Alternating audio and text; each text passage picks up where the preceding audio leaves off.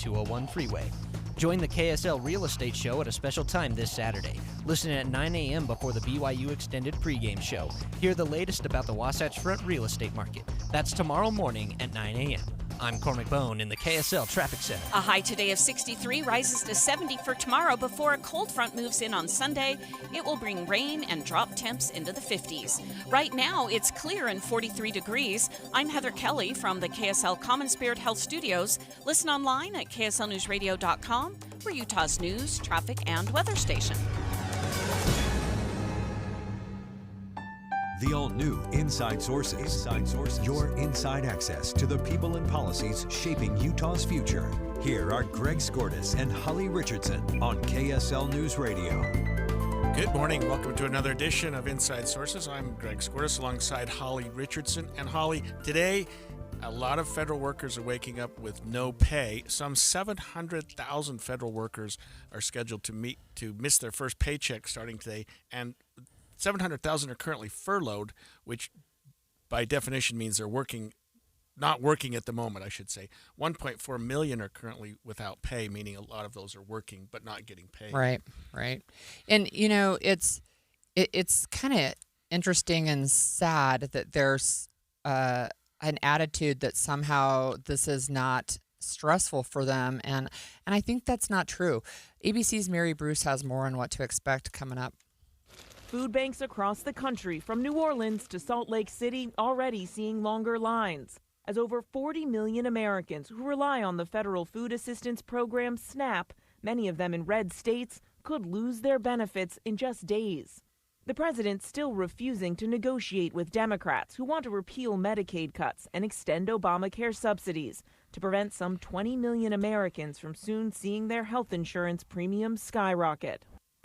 You know, it hit home with us, and we're not going to the food bank. I have a great job, and we're fine financially, but my wife is now not working, not getting paid. Right. And she is such an independent woman and wants her, she don't want to rely on me for things. You know what I mean? She likes to think about having an income, and she's scared. And when you're in that position, Holly, you look at polls that say, 48% blame Republicans and 45% blame Democrats. In our house, 100% blame both. Yeah. Because the solution, the hook, is fairly simple, and that is, subsidies to Medicare, subsidies to the Affordable Care Act for a few weeks until we can get the continuing resolution figured out. Yeah. That doesn't seem to be the major hurdle of all time, but it seems to be a point now for each side. It seems to be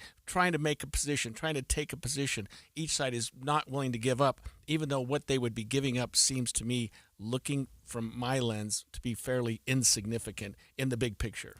It's an ongoing discussion. Yesterday, the U.S. Senate had two proposals. One was a Republican proposal to pay what you said are essential workers, but it's not essential anymore. What is it?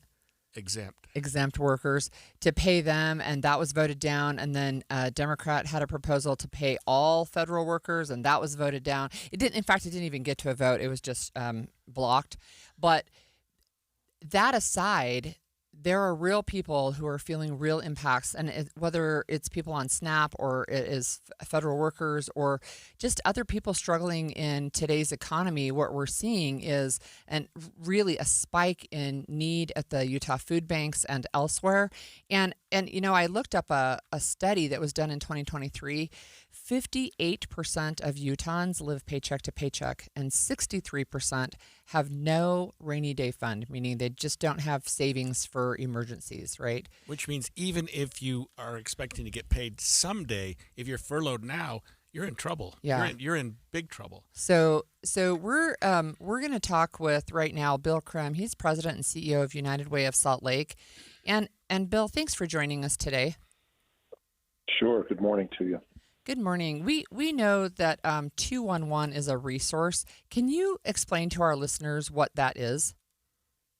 Yes. First of all, 211 is a phone number. United Way 211 staffs that phone number so that any Utahn can call that phone number, and if they're experiencing a need for housing, healthcare, food, utilities, etc. We have a team of service navigators that can help connect them to the more than 10,000 different programs in Utah that attempt to meet the basic needs of Utahns in crisis. 211 is also available online at 211utah.org and through a phone app. Bill, has the United Way or any of its agencies started feeling the crunch yet of the federal employees being laid off? I mean, to some people it's starting soon, some people starting now. We've heard SNAP funds are being cut off as early as November 1st, which is next week. But have you in your group seen a change yet? Yeah, so 211, United Way 211 is a really great barometer of community needs. And so we can see every day by zip code in Utah where needs are spiking. And I would say as a result of the federal shutdown, it's still like right now is the day, right? Now is the time when we would expect to see that spike. We also know that the probably more than 80,000 Utahns who rely on the federal government for basic needs assistance directly.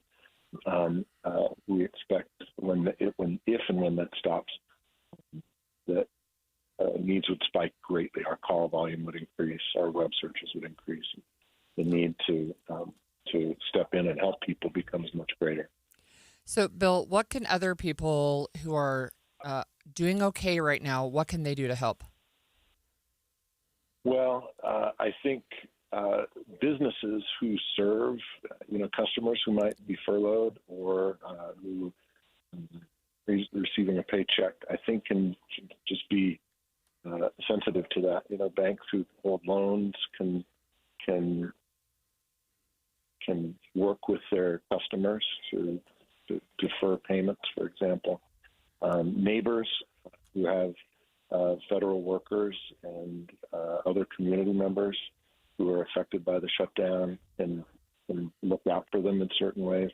And then what we can do through the social service system is we can rally around all of our neighbors through the safety net programs that exist in our state. United Way is here for people through 211. And United Way will be next week organizing a way for people to donate to help both federal employees and those impacted by the services that the federal government provides. Last question, Bill. We've only got about a minute, but if our listeners want to help United Way, they want to contact United Way, they want to donate, how can they do that? Well, let me give you two websites. So to answer your specific question, uw.org. There is a link there for people to both donate and volunteer, and we can connect people to really important ways to help. And 211utah.org is where Utahns in need can go to connect with both service information online, and they can call 211 to talk to one of our service navigators. Great. Thank you so much. We've been speaking with Bill Krim, President and CEO of United Way of Salt Lake.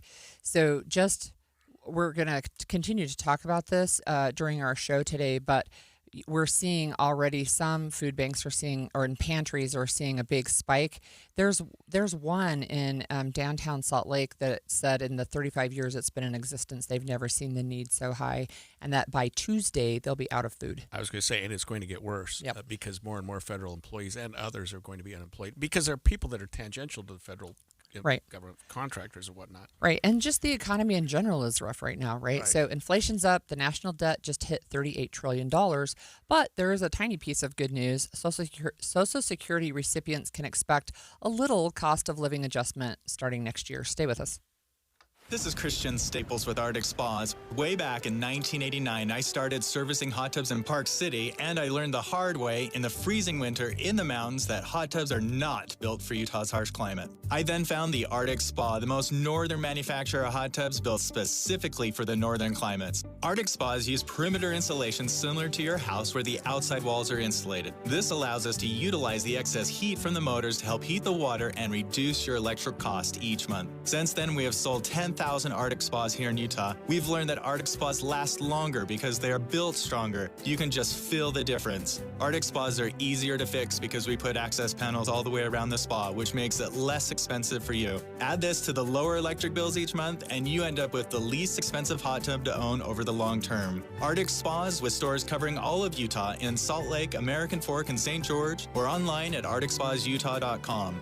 Arctic Spas, the only spa built for Utah's harsh climate. Hi, this is Doug Wright. The other night, I had the chance to see a brand new play at Hale Center Theater, and it's the musical comedy Murders of 1940. And I'm just going to read what I wrote to Sally Dietlein right after I got out to my truck.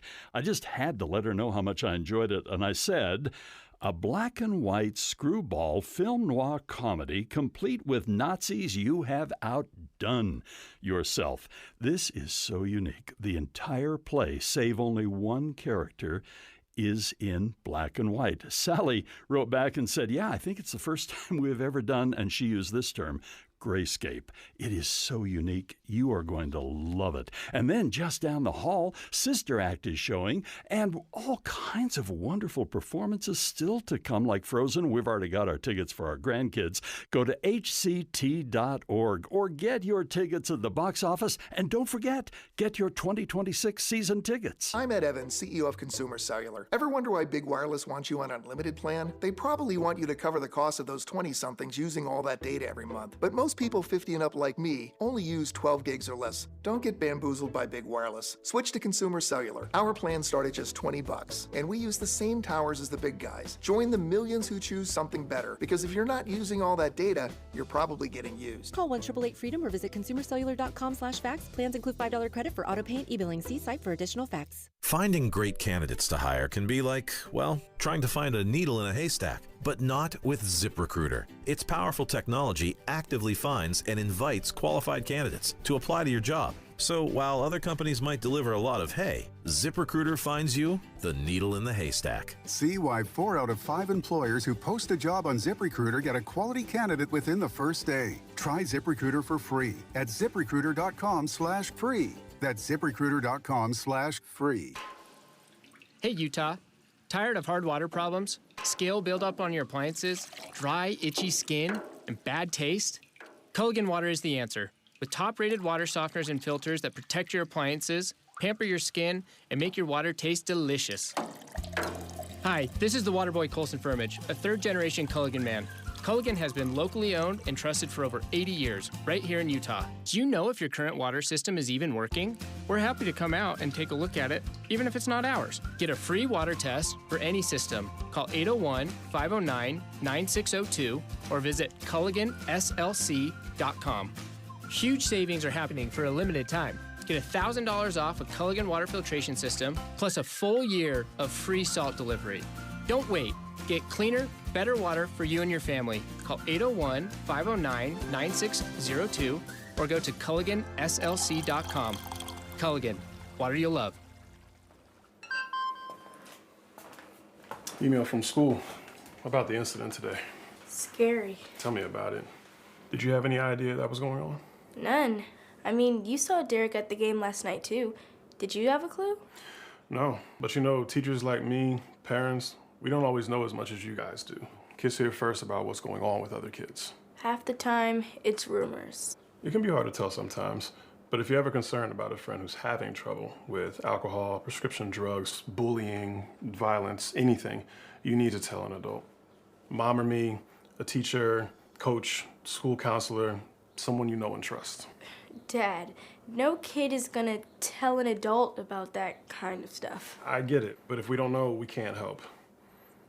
Speaking up about a problem, that's what helping a friend is all about. For more information, visit underagedrinking.samhsa.gov. An expanded Inside Sources. Inside Sources. Staying with our discussion this morning about the economy, about employment, we're learning that Social Security recipients, such as myself, are going to get a cost of living increase in 2026, equating to 2.8%. Not a lot, but generous. Breaks up down to be about $56 a month. I mean, I know. Well, maybe don't spend it all in one place. I realize that, but still, you pay into it for years and years. I draw Social Security because I'm almost 70, and you appreciate the annual bump. It's a little bit, but it's something. Yeah, it's always better than nothing, right? So we have with us on the line Robert Spendlove. He's senior economist with the Zions Bank. Robert, thanks for joining us today. Good morning. We have two-parters today. I want to talk about Social Security, but I also want to talk about inflation. So tell us a little bit about what this means on this 2.8% cost of living increase. Yeah, so this is, and by the way, this is the reason they released that inflation report this morning, is to do this adjustment. So every year the Social Security Administration does a cost of living adjustment for those people that are on Social Security. And it's based on the inflation rate for the most recent year, and then kind of their expectation of what inflation will be last year. So it came in at 2.8%. It's a little bit higher than last year. The COLA last year was 2.5%, but the year before it was 3.2%. And remember, back when we were seeing the big inflation, it was over 8%. So, lower than a few years ago, but a little bit higher than last year. I never understood that. Thank you, Robert. That the cost of living increase for Social Security is based on inflation. So 2.8%, we're talking just, amongst ourselves. That's not a huge bump. What does that mean in terms of inflation numbers? Are those numbers that the economists such as yourself think are a good sign for the economy, bad, or about normal? Well, it's on the high side. The Fed's target is for inflation to be around 2%. Now, we're a lot better than we were in 22 when it was at 9%. But we're going in the wrong direction, where the inflation has stayed uncomfortably high in that range of around 3%. In fact, just this month, we broke that 3% level. We were 2.9% last month. And, and it's not really bad, but it's a lot easier to go higher once you break through that 3% level. And so the Fed's really nervous about this, and they've talked about this a lot. And they've said, we've got to keep control over inflation and keep those price increases down, while at the same time, they don't want to tighten down on the economy so much that they hurt the labor market. And so they call this a double-sided or double risk scenario. That doesn't sound good. So if 2.8% is the boost for COLA, cost of living allowance, and 3% is the rate of inflation, does that mean Social Security recipients are going to fall a little bit behind? Yeah, assuming that now, that it's also, kind of a reflection that they're at least hoping that inflation may slow down a little bit more going into 26. But it's not even quite keeping up with that overall increase in prices. And, when you dig down into the, kind of the components of that inflation, we're seeing some big price increases. Beef prices are up 15%. Coffee prices are up nearly 20%. Electricity is up 5%. Shelter up 3.6%. Medical care up 4%. So you can kind of see that, okay, sure, the overall inflation is 3%, but we're seeing some price pressures in specific areas, and I hear that when I talk to people all the time.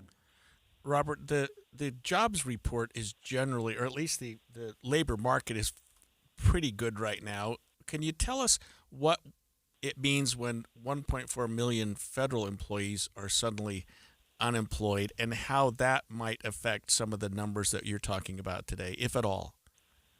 Yeah, and today's a critical day, because today was the day those federal workers would have been paid and are now not getting paid. And so, they're furloughed, not laid off.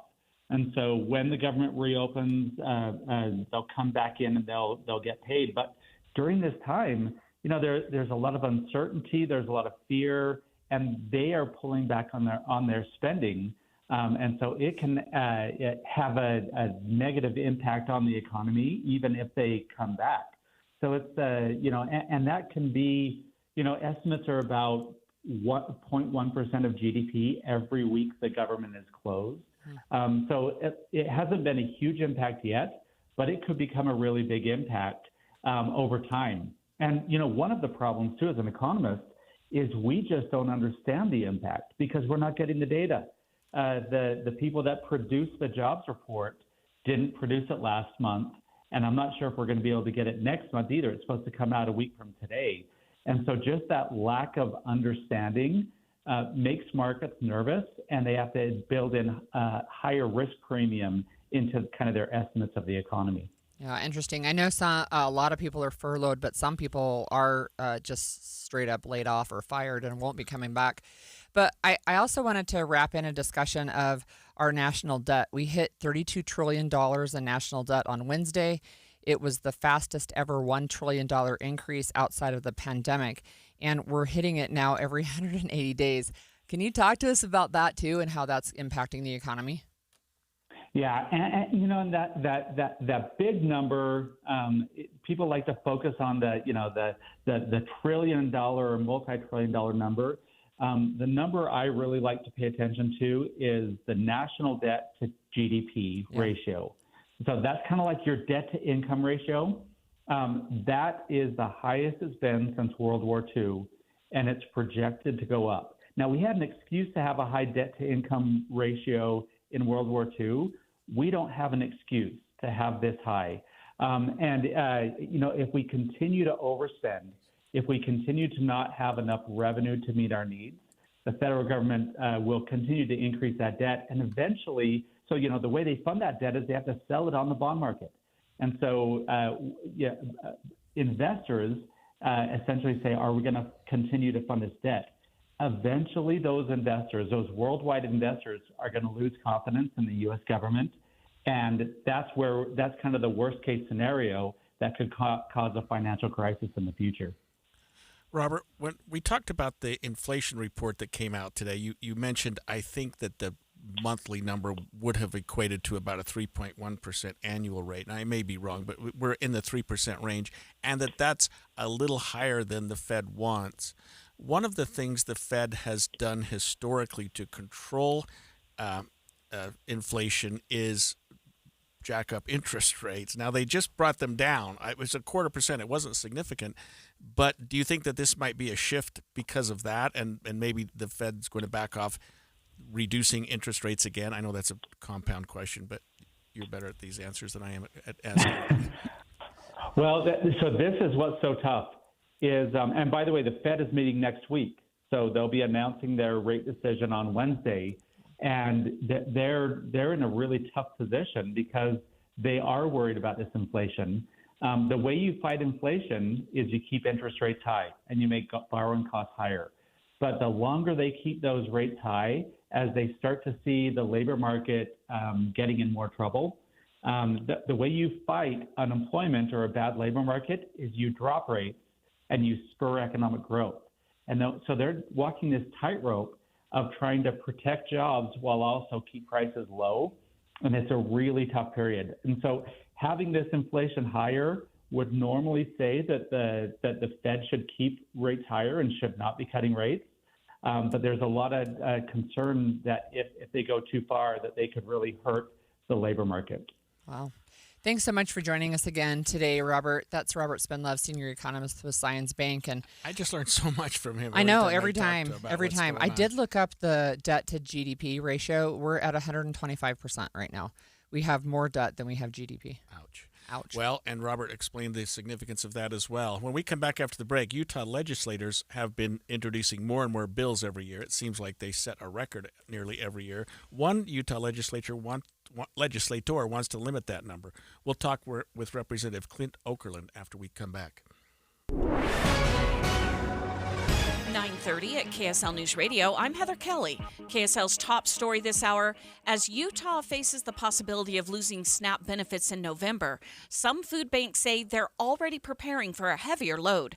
At the Bountiful Food Pantry in Davis County, board member Tom Haroldson says they've been seeing steady demand and expect that to climb soon. We serve about 300 or 400 families every week come to the food pantry. In Davis County, we're seeing more and more people wanting to come in and get donations, get some food. Haraldson says even small donations and volunteer help now can go a long way in keeping shelves stocked through the holidays. A Utah judge will continue to hear arguments today about a new congressional map proposed by state lawmakers. The arguments are focusing on whether the maps follow an initiative aimed at preventing gerrymandering. State leaders say the judge needs to have a new congressional map approved and adopted by November 10th. Our top national story this hour from ABC News. On his final day in Israel, U.S. Secretary of State Marco Rubio spoke about the Knesset vote this week to annex portions of the West Bank. He says something like this could upend the progress made in Phase 2 ceasefire talks. Everyone has to understand if something like that were to happen right now, if that were to happen, a lot of the countries that are involved in working on this probably aren't going to want to be involved in this anymore. It's a threat to the peace process, and everybody knows it. Rubio dismissed the seriousness of the vote, saying he doesn't believe it will happen. Your money at this moment, the Dow has gained nearly 500 points. The S&P 500 is up 65, and the NASDAQ gaining 286 points right now. Coming up, umbrellas required this weekend. KSL weather is next. KSL News Time, 9:31.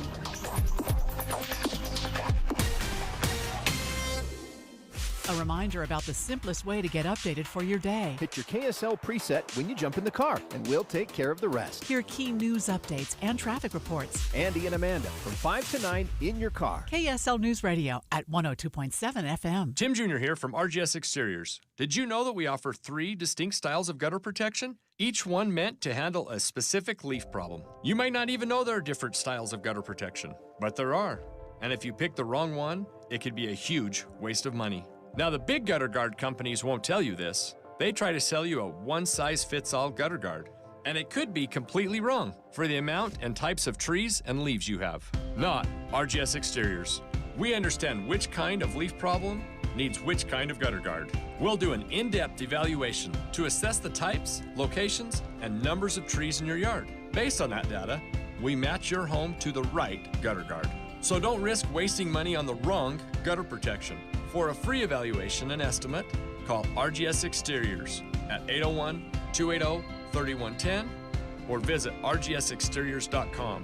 That's 801-280-3110 or rgsexteriors.com. You've got your whole life ahead of you, so choose a Medicare plan you can count on.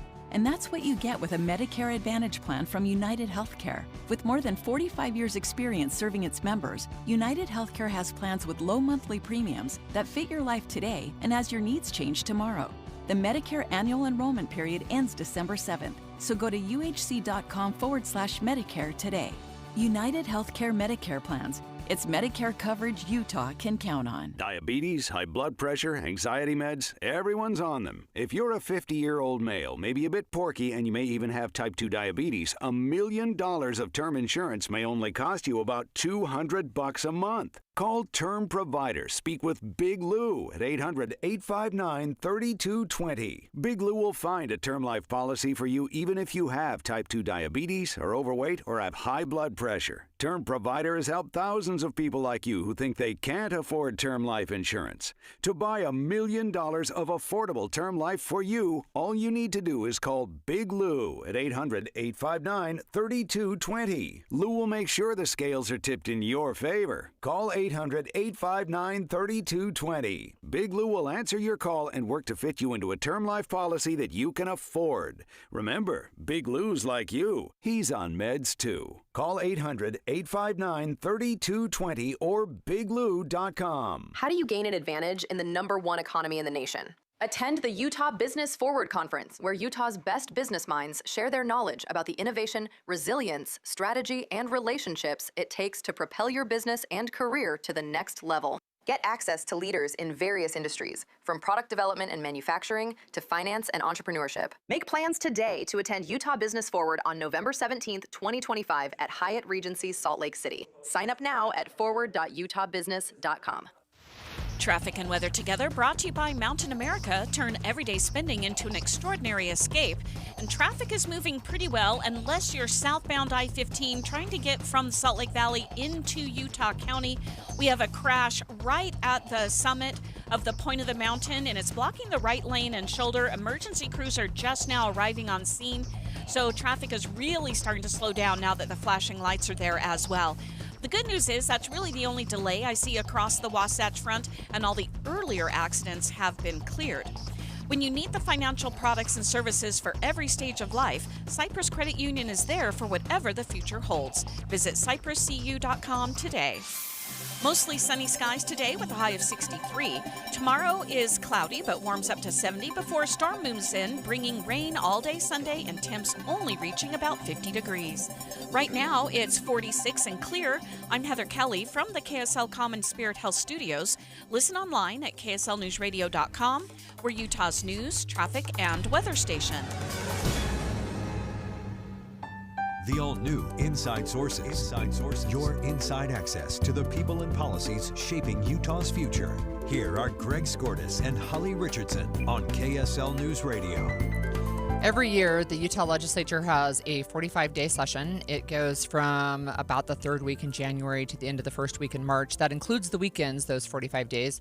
And every year, at least in the last, decade plus, it seems like there's a race to see how many bills the legislators can introduce. And last year, more than 1,200 bills were requested. About 1,000 were numbered, meaning they actually got written, and 563 passed. And that's hard to imagine when you have a session that's, 45 days. Yeah, to consider.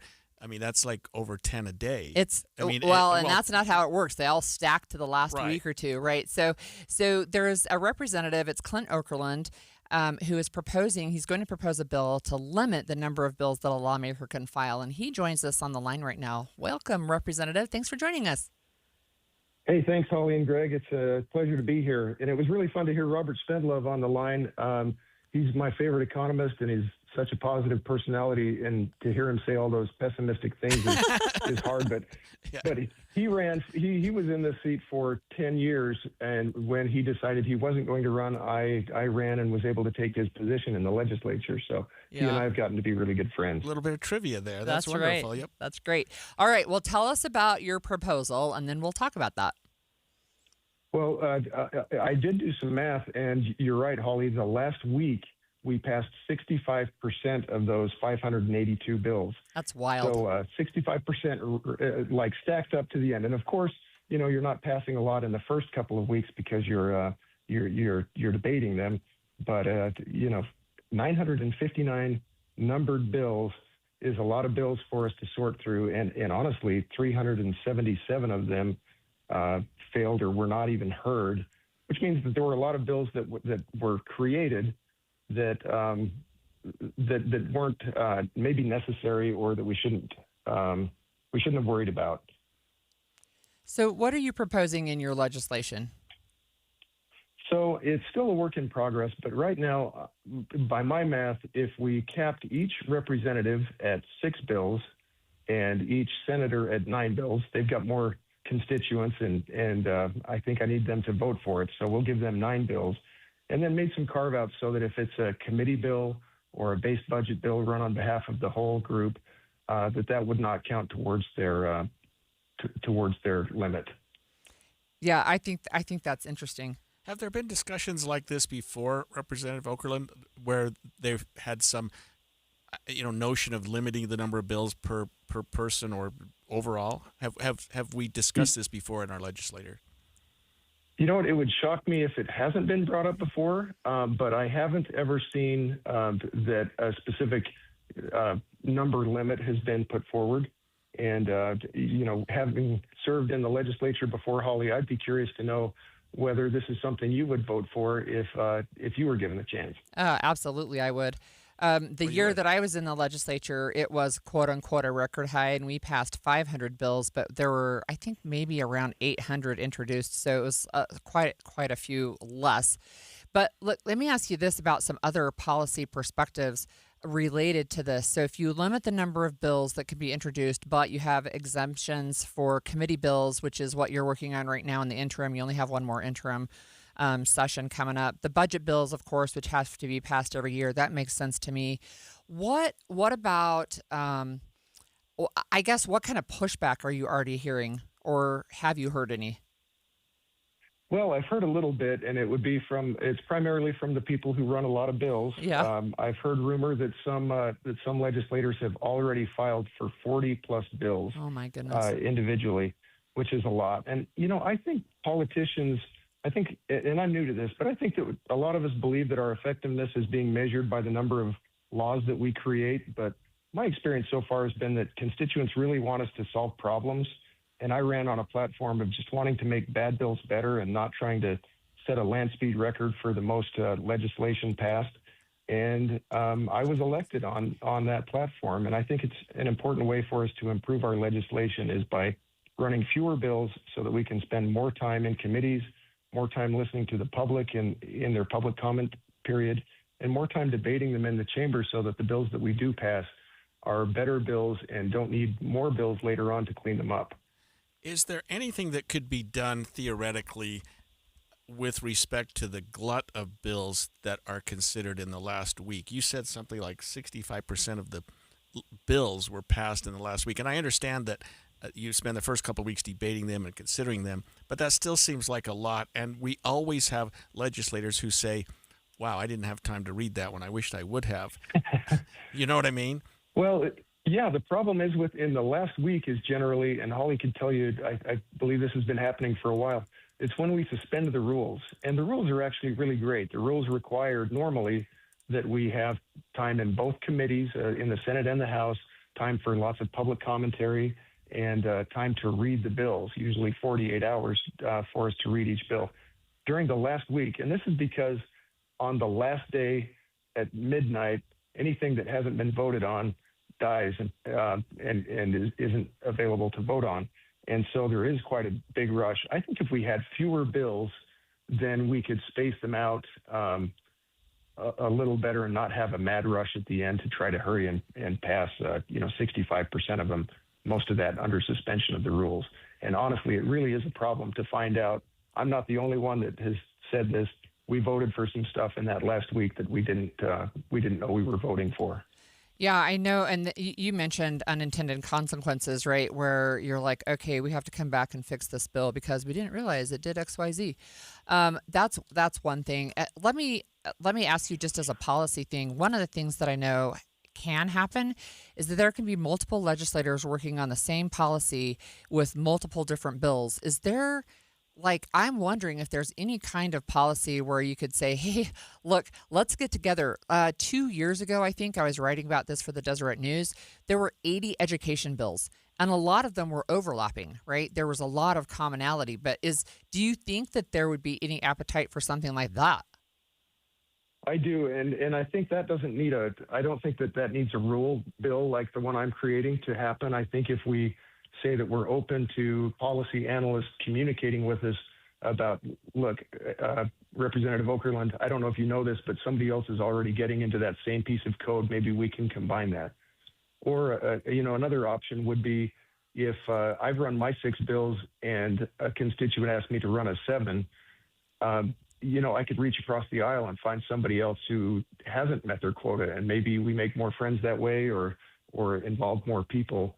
And but I don't like the idea of an omnibus bill, but I do like a bill that's not duplicative or being created 3 times to accomplish the same thing. Right, and I know sometimes it has to do with who has more political influence in the body. So, well, look, we're going to continue to follow this. I think it's a really great discussion. I want to follow this bill on the Hill when you introduce it, and I'm sure we'll have you back on anything else you want to talk about. So thank you so much for joining us. That was Representative Clint Okerlund talking about a bill to limit the number of bills. Yeah, interesting. Yeah. I like it. Me too. Great idea. Okay. Trade talks with Canada are off again. On again, off again, on again, off again. They're off again. Canada aired an ad quoting Ronald Reagan on tariffs. Tariffs inevitably lead to retaliation by foreign countries and the triggering of fierce trade wars. There you go. He made President Trump not very happy. We'll have more when we come back. There's no place like home, but home ownership is slipping away in Utah, and young Utahns are being priced out of their own communities. The U.S. economy is built on the idea that 30% of your income should go towards housing. But in Utah, families are spending nearly 66% just to keep a roof overhead. On top of that, the average homeowner in Utah has nearly $400,000 in net worth. For renters, it's barely $10,000. And with Utah already on track to be short more than 153,000 homes by 2030, that gap is only growing. Every community in Utah plays a part in finding solutions. More homes mean more opportunity for teachers, nurses, police officers, and every family that makes Utah what it is. Learn more about Utah's housing shortage and what we can do to begin to fix it at demandmoresupply.com. That's demandmoresupply.com. And when you sign up, you'll be entered to win tickets to a special pre-screening of Wicked. Visit demandmoresupply.com. Together, we can keep Utah families close. Emergency traffic brought to you by Mountain America. We have a crash on the 201 freeway eastbound right at the I-215 overpass, and it's blocking 2 or 3 left lanes of the freeway. There's something standing on the freeway as well. So traffic is getting by on the right shoulder, it looks like, and it's quickly backing up all the way to Bangerter Highway. So that's going to take you a lot of extra time to get out of Magna. Wasatch Front businesses and property managers, GoPave Utah provides all asphalt repairs for your parking. For patching and paving along the Wasatch Front, contact GoPave Utah. GoPaveUtah.com. Heather Kelly in the KSL Traffic Center. At KSL News Radio, we have a 30-year legacy of honoring Utah teachers, but we can't do it without your help. Please tell us about an important teacher in your life on the KSL Teacher Tribute Wall, presented by Cypress Credit Union. Each month, one lucky teacher wins a $500 gift card from Cypress Credit Union, a $250 gift card to Harmon's, plus season tickets to Hale Center Theater. Say thanks to your teacher today at kslnewsradio.com/teacher from Cypress Credit Union and KSL News Radio. Make sure you stick with KSL News Radio all this week as we preview the BYU game this Saturday against Iowa State.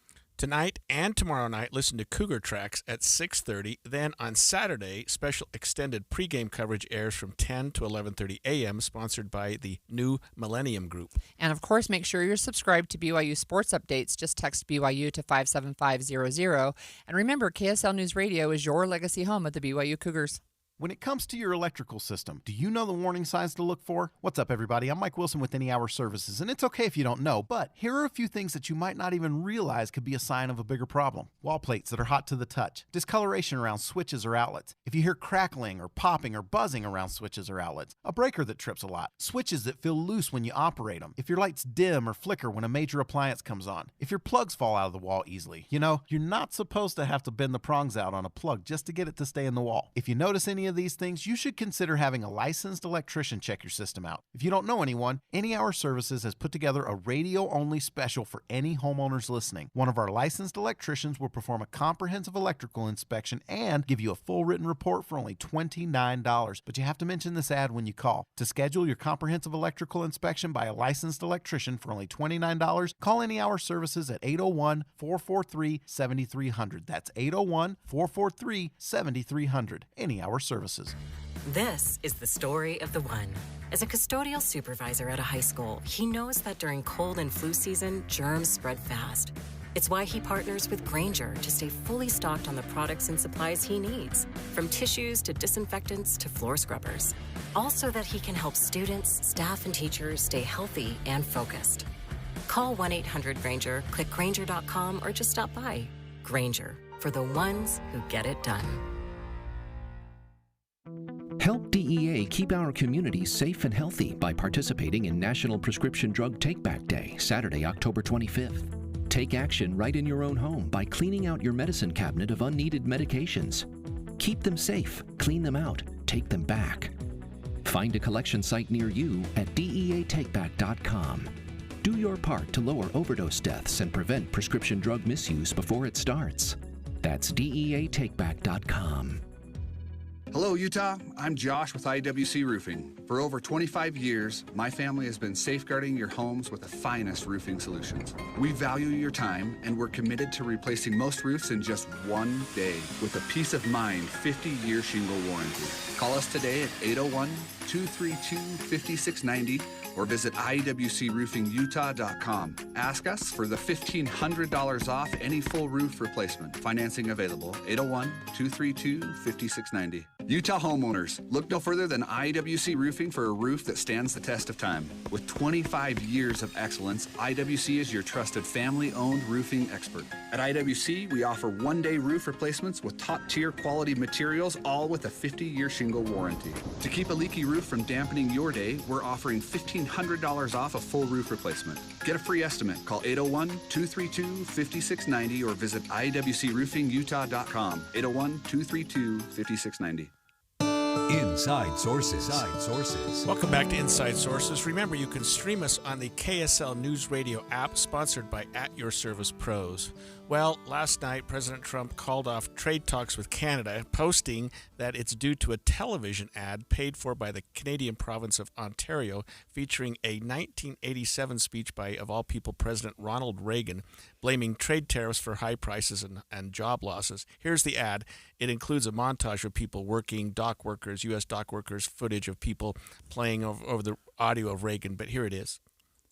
When someone says, let's impose tariffs on foreign imports, it looks like they're doing the patriotic thing by protecting American products and jobs. And sometimes for a short while it works, but only for a short time. But over the long run, such trade barriers hurt every American worker and consumer. High tariffs inevitably lead to retaliation by foreign countries and the triggering of fierce trade wars. Then the worst happens. Markets shrink and collapse, businesses and industries shut down, and millions of people lose their jobs. Throughout the world, there's a growing realization that the way to prosperity for all nations is rejecting protectionist legislation and promoting fair and free competition. America's jobs and growth are at stake. So that's an interesting ad. That was the entirety of the ad. Yeah, that was the ad. And it's had an impact, of course, as you mentioned. President Trump said, okay, fine, we're not going to have any more negotiations right now with Canada. But Canada is already looking at forging new alliances with different countries because they are saying basically the United States is no longer a reliable trade partner, and so they want to reduce their dependency on the U.S. for some imports. They also, this is Prime Minister Mark Carney, he says Canada will double its non-U.S. exports as Canadians just can't rely anymore. So instead of exporting to the U.S., now they are going to go other places. And it's been a total on-again, off-again problem with Canada. Yeah.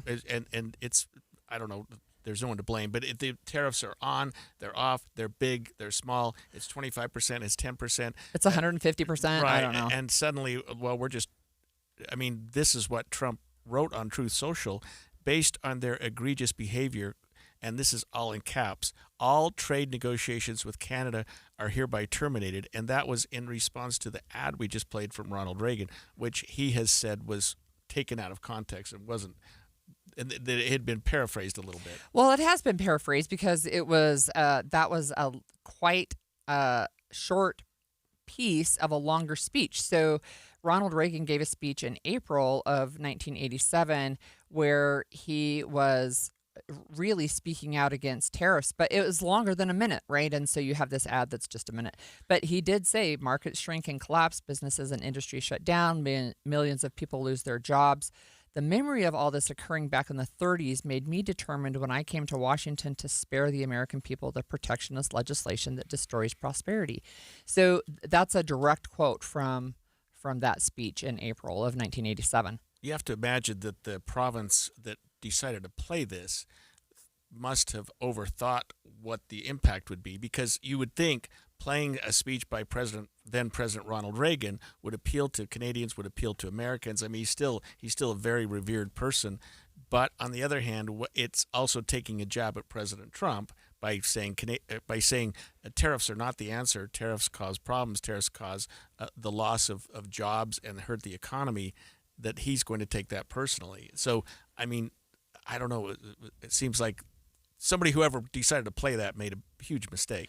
I don't know if it was a mistake. I mean, I think they probably did know what was going to happen, right? And there's been, on one side, you have people saying, well, tariffs will stimulate the economy. And on the other side, you just say, look, it's a tax. Tariffs are a tax, and they're going to be paid by consumers. And we see that.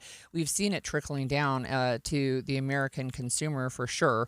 But it is one of the issues that, again, we've got this back and forth. And, we've had China, and it's back and forth with China, and then it was 100%, and then it was less, and then it was more. And China right now is saying, fine, we don't need to do business with the United States. We have a lot of markets around the rest of the world, and they're kind of picking up their ball and going home. And between China and Canada, those are easily, well, I would guess, two of our largest trading partners. Two of our top 3 or 4 at the very least. I mean, we strain relations with them, and there's always a method to the madness, and maybe it's going to pay off in the long run. But in the short term, it seems like, and we talked about this yesterday, just with respect to Christmas shopping, that so many goods are imported from China that we just we're going to see an increase in those, and we do so much trade with Canada. You think of our heavy industry, vehicles, and we know timber, and right, a lot of timber comes from Canada. So you asked who are the top trading partners. So Canada's actually number 2, China's number 3. Do you want to guess who number 1 is? Mexico. Yeah, it's Mexico. Yeah, okay, right. Yeah. So and we could talk about them all day too. I mean, right? We talk about our relationships with Mexico right now, where our avocados come from. Right, but that's a little surprising. Mexico's number 1, but I knew China and Canada were in the top tier, and I mean Canada is now saying we're taking our marbles, going somewhere else, and they're going to start opening trade. It sounds like with Western Europe. So, yeah, but also other places around the world. But look, there's ongoing court cases, as there are in many aspects right now. So waiting to hear if President Trump actually has the authority to impose tariffs, because that's actually, again, usually something in the purview of Congress, right? But he's saying that he should have the authority to do this. And on October 19th on the Fox News show Sunday Morning Futures, he said, so this was prior to the Canada thing, he said, if we win the tariff case, which hopefully we will, it's vital to the interests of our country. We're the wealthiest country there is. If we don't, we'll be struggling for years to come. So he believes, at least he says he believes, that imposing tariffs will promote the economics of the United States of America. So we're joined right now with by White House correspondent Kelly Meyer with News Nation. And Kelly, we don't have a ton of time left, but I'm wondering if you could tell us is this ad actually taken out of context? So it is, the words are what he said, but it is the way that they put it together is a little bit misleading. The president is saying that it's an allegedly fake advertisement, the way they did it. The Ontario Premier, Doug Ford, is saying that these are words that Reagan had said. So there is a bit of back and forth there. We did hear from Carney this morning, the Prime Minister of Canada, saying, kind of not talking so much about the ad, but saying that I do hope we can reignite these discussions with trade talks with President Trump. I was in the Oval Office when Carney was here not too long ago on October 7th, and they seemed like they were having a positive discussion, a friendly meeting, and the president even said there that the two countries have great love for one another. So it seems like there is this back and forth between the two countries for quite a while. They didn't walk away with some sort of trade agreement then. And right now, obviously, the president is saying those talks are terminated, but Carney leaving it as, we hope we could get these back up and running. Are we hearing anything, Kelly, from the administration in terms of, obviously Trump was upset when he wrote this, all negotiations are hereby terminated. That was last night. Is there any, sort of backtracking on that? Not at all. I mean, he even posted, I believe, just a couple hours ago this morning, still frustrated over this. So it doesn't seem like he's changing his tune. We aren't expecting, I just got to the White House, we aren't expecting to see the president at least until he leaves for Asia, and that's later on this evening, late tonight. We may hear from him in the afternoon, but as far as we've been hearing so far, it's all been on Truth Social, and it's all basically singing the same tune, that he is not letting up on this and is incredibly frustrated over this advertisement and over what Canada was doing. Thank you so much, Kelly. Sorry to be short today, but that was Kelly Meyer with News Nation. She's the White House correspondent there. Look, when we come back after the break, there's a new study in Utah that found more than 70% of all jobs in 2031, just over 5 years from now, will require post-secondary education. We'll learn more when Envision Utah joins us live in studio next. KSL FM Midvale. KSL Salt Lake City. From the KSL Common Spirit Health Studios, this is KSL News Radio.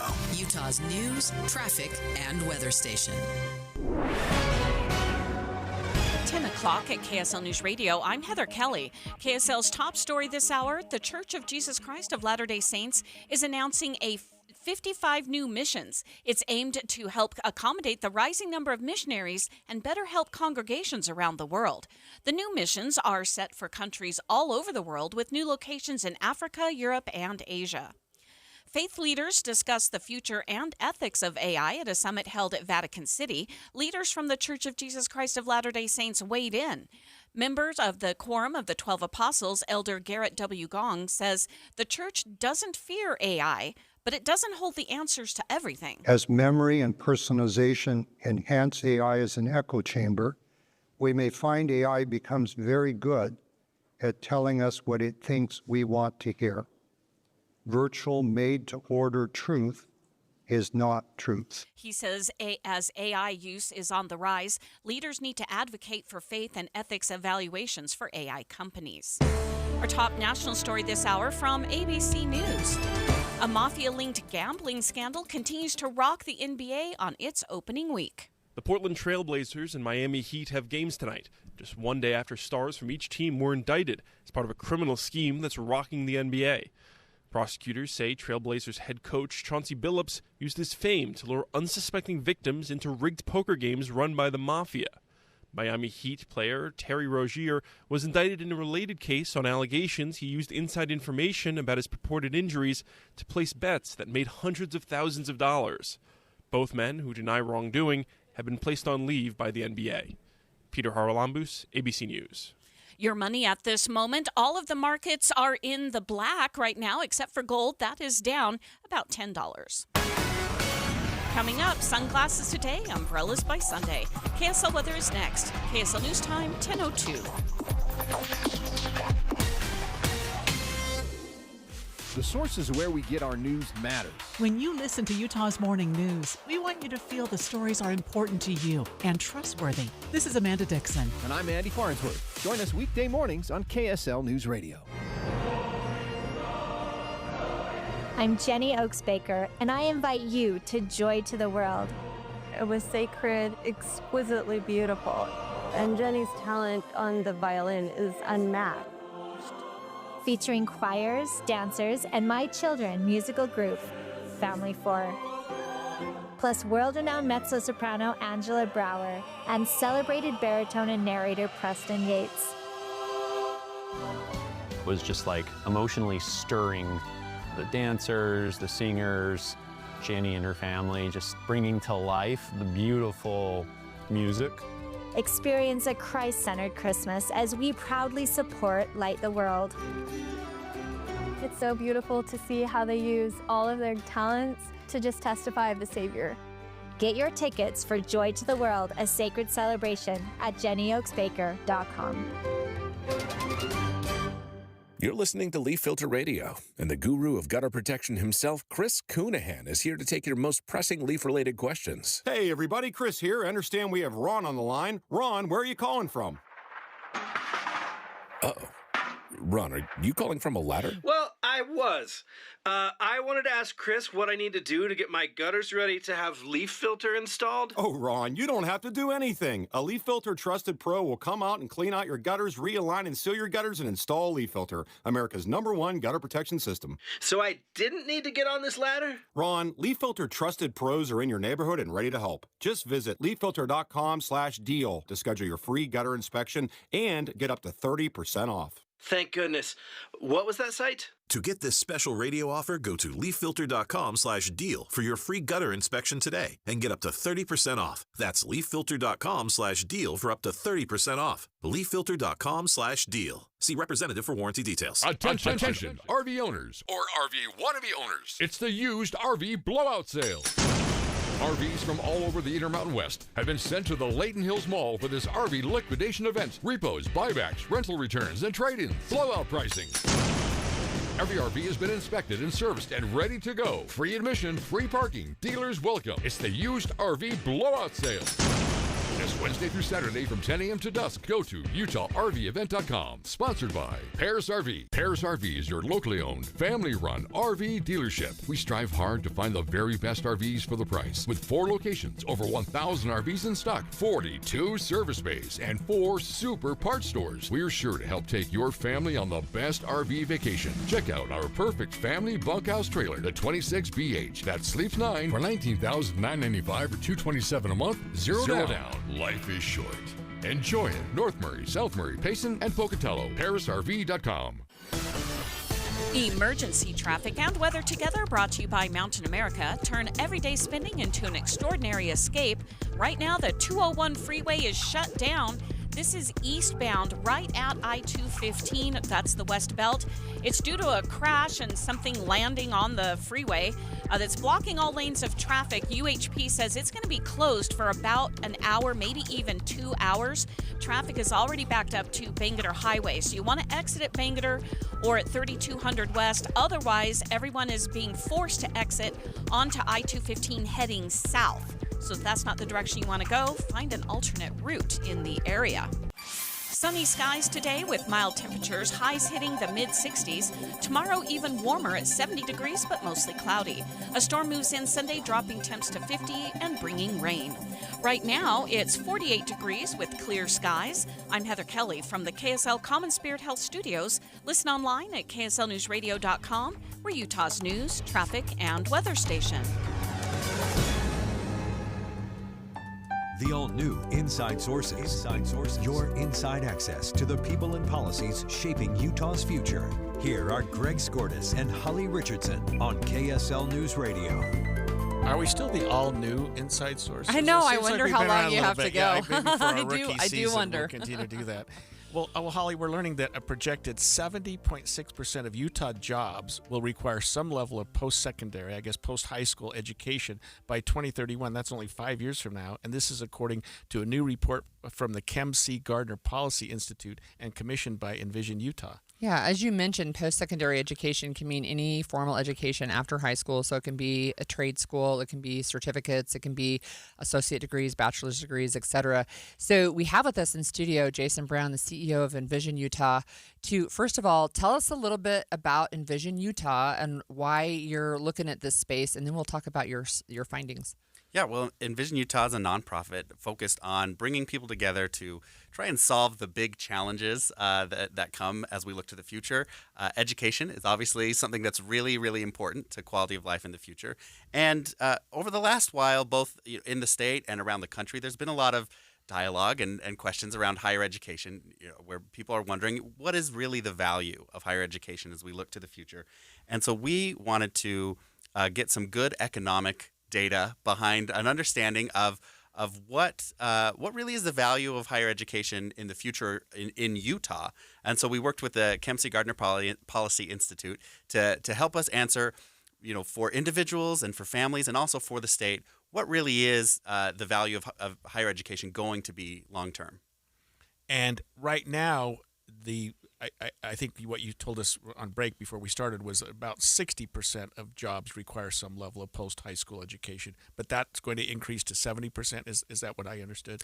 Yeah, it is definitely increasing as years go by. I don't remember the exact percentage now, somewhere between 60, 65 maybe. But yeah, the best economic data we have suggests that in the early 2030s, we're going to have about 70% of jobs in Utah are going to require some sort of post-secondary education or higher education. So we had been talking on this show before about the dearth of people who are in the trades who are willing to take on those kind of jobs, and that was going to be the future. You know what I mean? That and maybe trade school is post-secondary education. I don't know how that fits in, but how does it fit in? Yeah, that's a great question. We are looking at higher education or post-secondary education being inclusive of trades. So most trades you're not ready to enter right after high school. So we are talking about what are considered trade jobs as well.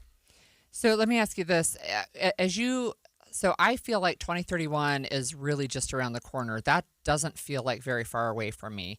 I mean, from here now. So if you're looking at getting an increase from in the 60% to almost 71%, what has to happen between now and then? That's a great question. Well, we do pretty well in Utah. We churn out a lot of degrees every year. We're ranked third in the nation in terms of adults who have education beyond high school. So we do a good job. We're on track in one sense, but there's obviously more to be done there. And so the more people that we can get to start pursuing higher education after high school, and one of, I guess, the big reasons we wanted to do this, again, like I mentioned, there's some people questioning, and we wanted to see, like, well, is that good? Should we be questioning this? And economic data suggests that we should be continuing to push people to higher ed. We should be continuing to tell our high school students that, hey, this is a great path to be able, for yourself, to be able to get a good job. And also it's important for our state and our economy as a whole to have a lot of people who are pursuing higher ed. So for us, I think one of the real takeaways is that we need to continue to talk about the value of higher education. So Jason, this may be an unfair question because I'm thinking about the dynamics of the survey itself. How was it determined? I mean, were there employers interviewed? Were economists interviewed? How do we know that this change is going to occur in the next 5 years? Yeah, well, this was research done, or that the great people at the Kempsey Gardner Policy Institute looked at our economic data. That's a lot of it's coming from the Department of Workforce Services, and also looking at data coming out of the actual higher ed institutions. And they looked at what is generally thought of as like the minimum requirements for jobs in different industries. So what are employers looking for and reporting to the Department of Workforce Services as the minimum education levels that they are looking for? So this is, in a way, coming from employers, from the job providers, asking them, hey, what do you need to have people filling these roles? So part of the study that I noticed is that it pointed out that there are uneven educational outcomes right now. Can you address that just a little bit? What are we seeing there? Oh, yeah, absolutely. So we do have some disparities where we see white students and our Latino students have differing rates of both high school graduation and pursuing higher education and getting degrees or credentials from higher education. And one of the strategies that we can look at as a state is, well, if we simply close those gaps, that is, help more of our Latino students, for example, pursue higher education, we're going to close the gap a little bit more in terms of how many degrees or how much higher education we need in the economy overall. So it's not necessarily that we need to if we look at every different subgroup or different subpopulation, like not all of them need to increase their higher ed attainment, but if we can find ways to increase higher ed attainment among some people, that's going to help us get to where we need to be overall as a state. Do you think that our colleges and universities and trade schools are up to it? I mean, is this something that they need to step up their game? Or, I mean, how would you address colleges and universities right now if you were speaking to them about this report? Ooh, that's a good question. Another unfair question, but you're here. Yeah. So I know that our higher ed institutions have, over the last year, been undergoing a really intensive process to do some reallocation to make sure that they are focusing their funding on degrees that and programs that lead to good jobs. And they seem to have met that challenge really well. And as I've talked to and heard from higher ed institutions, they feel like this is attainable. They feel like that they can do this. They are we have a great system of higher education. We have really terrific institutions, and they are generally all working on figuring out, all right, how do we do this? How do we get there? So to editorialize a little bit, my perspective is, I think that we have the institutions that can do it. They're working towards this.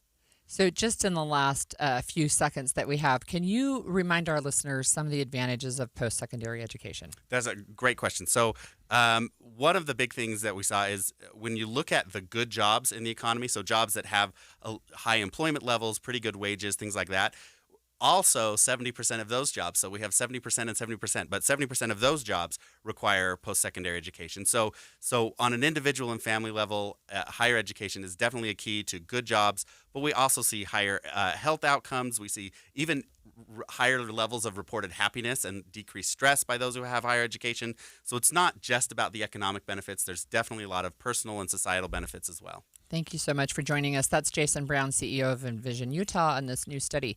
So it may be too early for Christmas, according to Greg. Absolutely. But it's never too early for ski season, according to Greg. Also true. So that's coming up next, streaming live at KSLNewsRadio.com and on the app for KSL News Radio, sponsored by At Your Service Pros. Emergency traffic brought to you by Mountain America. The 201 freeway heading eastbound is shut down at the I-215 West Belt. This is due to a dump truck that left its bed up traveling down the freeway and hit the West Side Belt overpass. So now they've shut down all the lanes. Everyone is being diverted onto southbound I-215. If you don't want to head south, you need to find alternate routes coming off the 201 freeway. Wasatch Front businesses and property managers, GoPave Utah provides all asphalt repairs for your parking. For patching and paving along the Wasatch Front, contact GoPave Utah. GoPaveUtah.com. Heather Kelly in the KSL Traffic Center. The power of we believes in you. It advocates for you. It completes your circle. It makes sure you have the strongest circle possible. And with Intermountain Health in yours, you'll always have the care you need to live the healthiest life possible. That's the power of we. Intermountain Health. The Movie Show broadcasting live today from NPS in Salt Lake City, the nicest place to save. And what can you save on? You can save on, well, first of all, you'll save on everything you see as you come in the door. Now, what is that? It's basically everything you can imagine. I've got Igor here with me from NPS here from the Salt Lake store. Igor, you've got a pile of delicious-looking food sitting in front of us. We have a couple of things here. Like we have these party pizzas. We have 3 different flavors. And this is only 79 cents. 79 cents. This is the 10-ounce. Like, this isn't like a little tiny frozen party pizza. This is like the good size that could feed 2 of your kids. Yes, and we have 3 different flavors. We have the 3 cheese, we have the pepperoni, and we have the supreme. 79 cents per pizza. That's unbelievable. And we have these delicious cakes. These are like pie shortcakes. Salted caramel truffle cheesecake. Strawberry shortcake cream pie. 2 for $3. My. So you can have there the dessert. And Paulette told me this morning that on her way to work, she got me a ghost donut, and it was delicious. She paid and $4.99. She paid $5 for one. You guys have the exact same thing. 8 counts. 8 of them for $6. Can you believe that? Yes, she was not. She's like, But these are the kinds of deals. This is just on food, Igor. You guys have deals like this every day. I'm noticing you've got some clothing, extra percentages off right now. Yes, 60% off on pants, 50% off on regular clothing. We have amazing deals. If you want to save, come over to NPS. You know, now's the time we are thinking ahead towards Christmas. This is a great time to do some treasure hunting. Thinking of somebody in your life, come walk around NPS, look at stuff. The electronics store, they've got 20% off of the already incredibly low prices. If you've never been to NPS, they mark everything off of the original retail price, 30 to 70%, and then they add additional percentages off. So when I'm talking about 20% off electronics, that means you could be getting 70% off of what the original price was on that brand new, in-the-box electronic device. We want you to save lots of money. 4 locations, 2 here at 1600 South Empire Road in Salt Lake, 1150 North Main Street in Layton, and 475 North State in Orem. They've got different deals at each location. The Utah Mammoth and Smiths are teaming up to get you to the game with qualifying Smiths purchases. You can score single goal view tickets, hot dog and a bottle of water included for just $15. The catch? These tickets go fast. Download the Utah Mammoth app, enable push notifications, and be the first to know when new tickets are released. Shop at Smiths, then snag your seat for $15. Simple. Grab the Utah Mammoth app today and watch for the next release. Tusks up. Make sure you stick with KSL News Radio all this week as we preview BYU's game tomorrow night against Iowa State. Tonight and tomorrow night. Oh, I guess just tonight, right? Listen to Cougar Tracks at 6:30, and then on Saturday, tomorrow, their special extended pregame coverage from 10 to 11:30 a.m., sponsored by the New Millennium Group. And, of course, make sure you're subscribed to BYU Sports Updates. Just text BYU to 57500. KSL News Radio, your legacy home of the BYU Cougars. This is the story of the one. As a custodial supervisor at a high school, he knows that during cold and flu season, germs spread fast. It's why he partners with Grainger to stay fully stocked on the products and supplies he needs, from tissues to disinfectants to floor scrubbers. All so that he can help students, staff, and teachers stay healthy and focused. Call 1-800-GRAINGER, click Grainger.com, or just stop by. Grainger, for the ones who get it done. Help DEA keep our communities safe and healthy by participating in National Prescription Drug Take-Back Day, Saturday, October 25th. Take action right in your own home by cleaning out your medicine cabinet of unneeded medications. Keep them safe, clean them out, take them back. Find a collection site near you at DEATakeback.com. Do your part to lower overdose deaths and prevent prescription drug misuse before it starts. That's DEATakeback.com. Any Hour Services free furnace sale is going on right now. If you haven't scheduled your free estimate yet, what are you waiting for? Call Any Hour Services today or schedule online at anyhourservices.com. The new Inside Sources. Okay, we need to break this down a little bit. But some U.S. ski resorts are trying to turn wastewater into snow.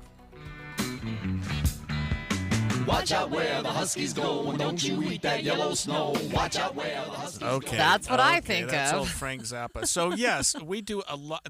It takes a lot of water to do snowmaking at our ski resorts. A tremendous amount of water, and not everybody has wells. I know our resort up at Powder Mountain, it's very difficult to get water up there. So what they're talking about is turning wastewater into what you can make snow out of, and there are currently no Utah ski resorts doing that with plans.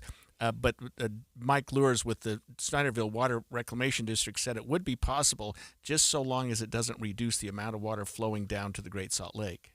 If a ski area would like to do that, there's a number of approvals that would be needed. It would have to be shown that if snow is made with wastewater that would normally have been discharged to a local stream, it would have to be shown that the amount of water that's melting off of that snow hill is not less than what it would have been if it had just been discharged directly, into the stream.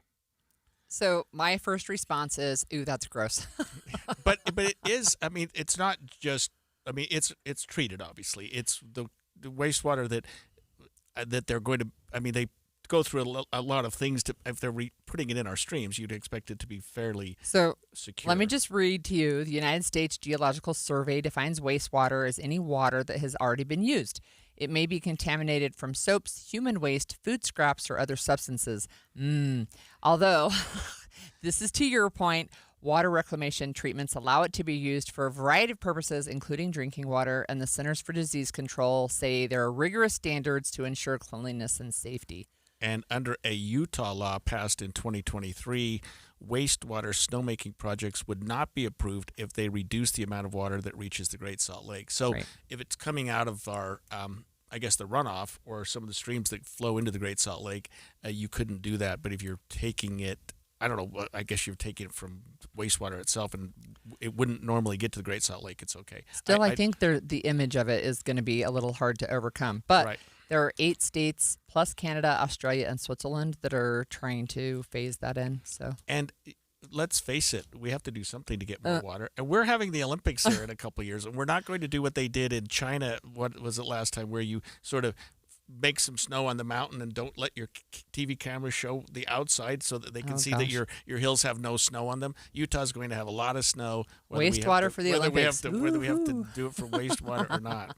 Okay, there's another ski story that I thought was super interesting, and you can talk about this one even more. So there's a Utah resort, and I think you said it was up in your neck of the woods, that is expanding its art collection into a museum that you can actually ski through. So, self-interest here. I do patrol and have for 11 years at Powder Mountain, and we're talking about Powder Mountain. Yep.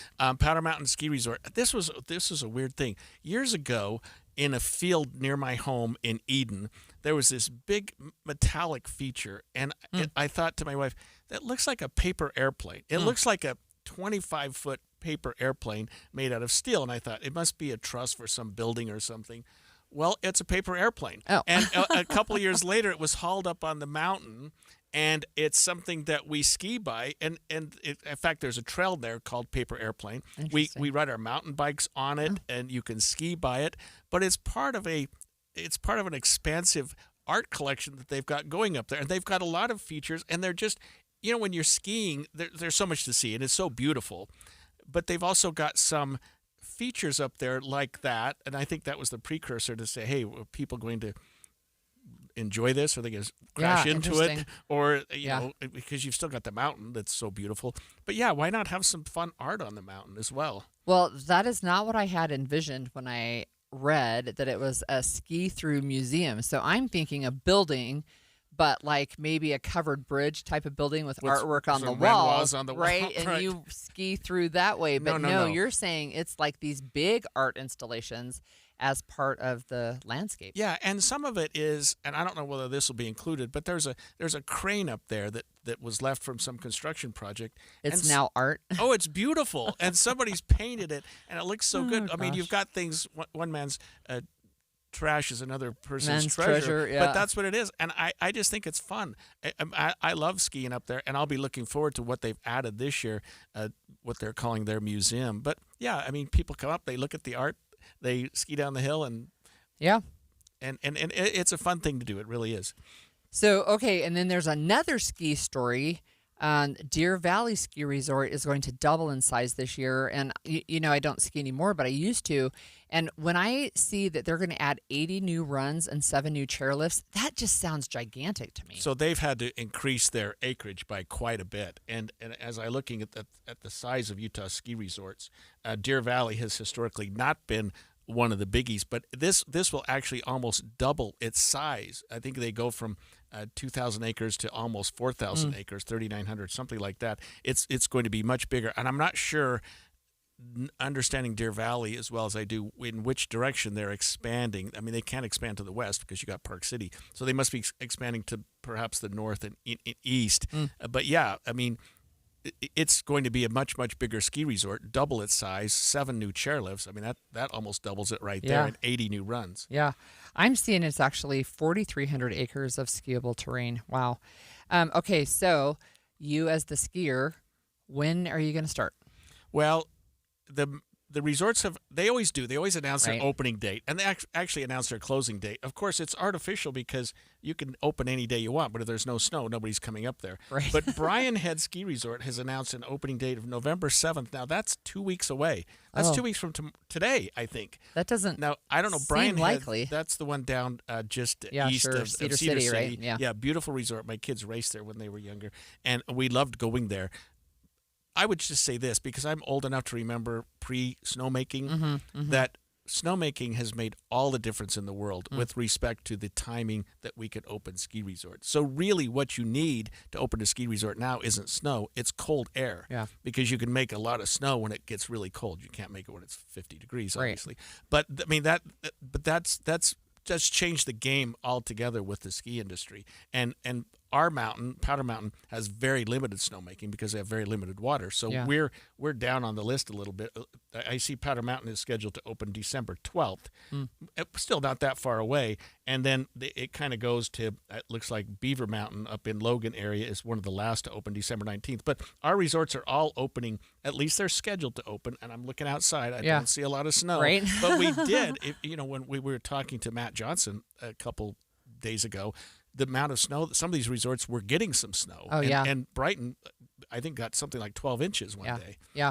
So are they anticipating, at least some of the bigger ones, are they hoping to open by Thanksgiving weekend, before Thanksgiving? That's a big question. And what I was looking at is, out of our 13 resorts, we've got 8 that are scheduled to open before Thanksgiving. That's a big day. Or 5. 7 opening in November, 6 in December, 5 before Thanksgiving, and 8 after. So, again, that's just a month away. I talk from experience, but at Park City, where I patrolled for 30 years, we always opened at Thanksgiving. I mean, even if you're skiing on the dirt, we were open at Thanksgiving, and we used to host this thing called America's Opening, which was the World Cup race. We were the first one in the world. It was our deal that we would open, and we'd be skiing, and we'd be hosting a major event there. I think it was usually the week after Thanksgiving. So I remember, believe it or not, skiing on Halloween. Yeah. Back in the day. I've done spring skiing on the other end, right? Yes, yeah. right. Yeah. Interesting. So, anyway. Okay, for all you skiers out there, stay tuned. Yeah, it's going to be a great year. I guarantee it. A good year. So instead of feeding into the blame game of who's at fault for the government shutdown, Utah has the opportunity to do what it does so well. Step up and serve each other while many are in need. We'll talk about what that means when we come back. 10:30 at KSL News Radio. I'm Heather Kelly. KSL's top local story this hour. The BYU Cougars will be back on the field tomorrow. It's their first game after the big rivalry game win against Utah Utes last week. They'll be playing against the Iowa State Cyclones. Offensive coordinator Aaron Roderick tells the Cougar Tracks podcast he has a lot of respect for the team. They play with a lot of discipline and toughness. They're a big team like we are. On offense, they run the ball, and they're very balanced. They can throw it and run it. Defensively, they're tough and physical. So I think it's a program that we've kind of looked to like, hey, that's someone to emulate and try to, we do different things than them, but we respect them a lot. You can hear the game here on KSL News Radio at 1:30 with extended pregame coverage starting at 10 a.m. Our top national story this hour from ABC News. The latest inflation numbers show consumer prices increased 3% from September over last year. Prices are also 2.9% higher in October from last month, which is more than the Fed's 2% target. The inflation report was delayed due to the government shutdown, but is legally required to be released as the numbers are used to determine the cost of living adjustments for Social Security recipients. Your money at this moment, the Dow has gained almost 500 points, the S&P 500 up 65, and the NASDAQ also in the black with 286 additional points. Coming up, short sleeves and jackets are appropriate. KSL weather is next. KSL News Time, 10:31. Mornings are for recharging. And they're for starting your day right. We volunteer to join you in the car. Get news and weather at 102.7 FM during the most important part of your day. Andy and Amanda, each morning between 5 and 9 on KSL News Radio. The movie show coming to you live from NPS in Salt Lake City today, where they've got amazing deals on everything you can imagine. It's time to stock up for your Halloween parties. It's time to get yourself treats. And honestly, we got the inflation report today. Igor, you're telling us how you were listening to us on Utah's Morning News. We did an interview with a financial analyst. We talked about that. One of the great things about NPS is that you guys are basically inflation proof because you already have things marked down so much that your dollar stretches farther here no matter what's going on. So this is the place you got to come and do your grocery shopping. Before you go to the other grocery store, come see what you can get here at NPS because you'll pay much less and you'll get the same quality as everywhere else. So Igor, what have you got for us today? I mean, this is a treat. Yes. We got these ghost donuts. They're really cool. I thought it was a bear claw when I looked at the backside of it, but it's a ghost donut, and you can get 8 of them for $5.99. For $6. I mean, Paulette just told us that on her way here to work, she stopped at a convenience store, gas station. She bought one of those for $4.99. And you can get 8. Let's do the math. 8 for $6 or 1 for $4.99. It would have been like $40 if you buy this. No, it would be 40. Well, it would be a lot more. Let's just say that. What are some other deals you have? I'm seeing boxes right as you come in here to the Salt Lake store. That's where you usually keep your big bunches of bananas, but those don't look like bananas. Those are potatoes. Those are russet potatoes. They're beautiful. That box is 50 pounds and it's only $9.99. 50 pounds of russet potatoes for $10. Yes, that makes it 20 cents a pound. That seems like a good deal, Igor. And it's one of my favorite foods. I love potatoes. You can do mashed potatoes. You can do French fries. You can do, what else can you do? I just like to roast them. Roast them and, with sour cream. Put a little bit of olive oil and different herbs. Oh, see, now you're making me hungry for this stuff. Yes. All right. You said Halloween. We have the Halloween customs, 40% off. Oh, perfect. Yes, a chance to get a good Halloween costume, 40% off the week before Halloween. See, don't people usually put it on sale the day after Halloween? Yes. That's not what NPS does. You can get 30 to 70% off of retail items. You get awesome prices on groceries that beat the grocery store for the same exact stuff. Come to NPS. They've got 4 locations, 2 in Salt Lake, 1600 South Empire Road, Layton at 1150 North Main, and 475 North State in Orem. It's the Medicare Advantage annual enrollment period, and Humana knows the same needs when picking a Medicare Advantage plan. Now that I'm retired, I want to enjoy the life I've worked hard to build. So I want a plan that covers me when I'm traveling the country. Humana has a plan for that. As a veteran, I want a plan that fills in the gaps my VA coverage doesn't provide, like dental care. Humana has a plan for that. I feel good about my health. I just want care and coverage with predictable costs. No surprises. Humana has a plan for that. With a Humana Medicare Advantage plan, you get coverage and benefits that focus on what matters most to you. Learn more at gethumana.com. Humana, a more human way to healthcare.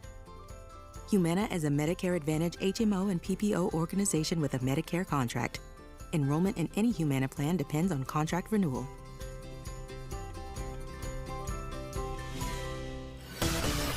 Emergency traffic and weather brought to you by Mountain America. Turn everyday spending into an extraordinary escape.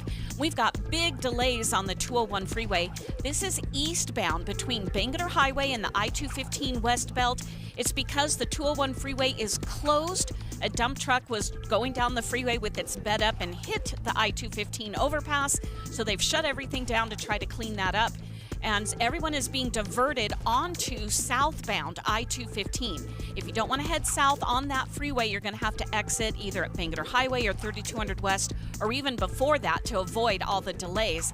Now, there's also a crash on I-215. This is heading southbound, approaching 3500 South. So it's right after you would merge on from the 201 freeway to head southbound. So a lot of slowing in that entire area. There's also a crash southbound I-15 right at the point of the mountain in Bluffdale. It's blocking a right lane and shoulder trying to get into Utah County. Titanic the exhibition opens October 17th at the shops at Southtown. Step aboard to experience the full-scale recreations, see artifacts, and hear real passenger stories. Don't miss it. Book passage today at thetitanicexhibition.com. A high today of 63 rises to 70 for tomorrow before a cold front moves in on Sunday with rain. Right now, it's 52 degrees and clear skies. I'm Heather Kelly from the KSL Common Spirit Health Studios. Listen online at kslnewsradio.com. We're Utah's news, traffic, and weather station. The all-new Inside Sources. Your inside access to the people and policies shaping Utah's future. Here are Greg Skordas and Holly Richardson on KSL News Radio. Nearly 700,000 federal workers are going to miss their first full paycheck today because of the shutdown. The government has now been shut down for, 24 days? 24. And a lot of these people are starting to feel helpless, worried. There's a certain amount of uncertainty when their next paycheck will come. I don't know that anybody really expected or appreciated, maybe is a better word, that we would be in the shutdown at this point. And, we go back and forth on who's to blame, and I'll just reiterate something I said earlier. They're both to blame. Like, get this done. and I'll only say that, I say it for a lot of reasons, not the least of which is it affects us. Yeah, right. Look, one of the things that caught my eye this morning was a Washington Post article about a new research project they're starting to talk about, but it's something that finds that there's kind of an easy fix sometimes to finding happiness. So what it really is basically taking time to think about other people. Like, what's your purpose? Instead of trying to figure out what makes you happy, if you can focus on what makes other people happy, that you can actually improve your own mental health, your own well-being. And like, you know this, I've done a lot of research into burnout and what can actually help. And, one of the things that can and does help is to be able to serve other people.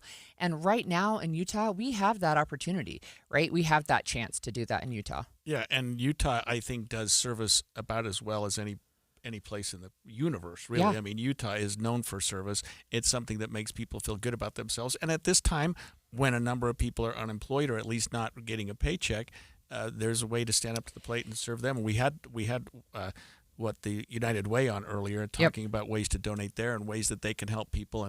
And it never ends, but Utah's certainly stepping up to the plate.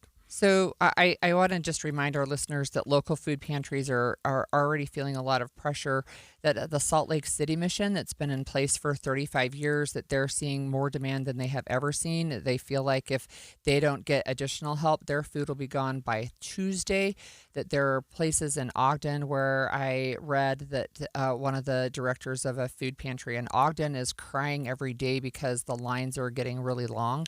And so one of the things that we wanted to do today is just offer our listeners ways to help. And so we have Jeanette Bott with us on the line. She's the president and CEO of the Utah Food Bank. And Jeanette, I wanted to just ask, first of all, what's it looking like today? And then I want to know what people can do. Well, I wish I had a crystal ball. I wish I could tell you what it looks like today or tomorrow. The one thing we do know is this is a very difficult time for families, and it's only going to get harder. What we are hopeful that listeners will do is to find a way to help either Utah Food Bank or a pantry in their neighborhood with three things: food, time, or money. If you can donate any or all or bits and pieces of those, it would be greatly appreciated, because to your point, the pantries are seeing an increase. The numbers we're serving now across the state are higher than they've been since COVID. We were hopeful after COVID numbers would go down, and they never really did. So, the number was continuing to grow in its own right before this SNAP situation occurred, and now it's gone from a serious situation to one that's almost dire. Jeanette, talk to our listeners about time. How do they, what does that mean? Donate their time? We ask for volunteers. There are so many ways that volunteers help us, whether it's a small pantry, whether it's the food bank. There's so much here at the food bank particularly that we do. An example of that is that some of the product we get in comes to us in huge bulk containers, and we have to repack that to family-sized servings so that we can distribute it to the pantries.